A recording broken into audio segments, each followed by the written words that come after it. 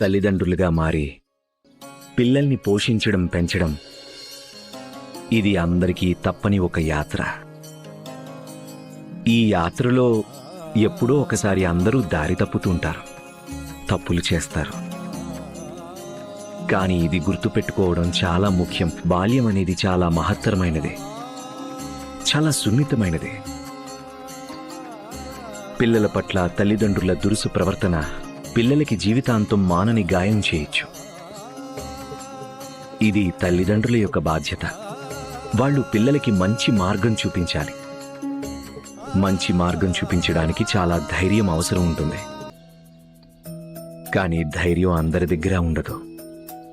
అలా ధైర్యం లేని తల్లిదండ్రులు అధైర్యంతో, అసహనంతో పిల్లల్ని తిట్టి, కొట్టి, వాళ్ల మీద కోపం చూపించి మంచి మార్గంలో పెట్టాలనుకుంటారు. ఎందుకంటే తల్లిదండ్రుల హోదాలో వాళ్ళని వాళ్ళు అసఫలం అవ్వడం చూసి భరించలేరు. కానీ ఫలితం రాబట్టాలన్న ఆశలో వాళ్ళు మర్చిపోతారు ప్రేమని మించిన పెద్ద ఆయుధం ఏదీ లేదని.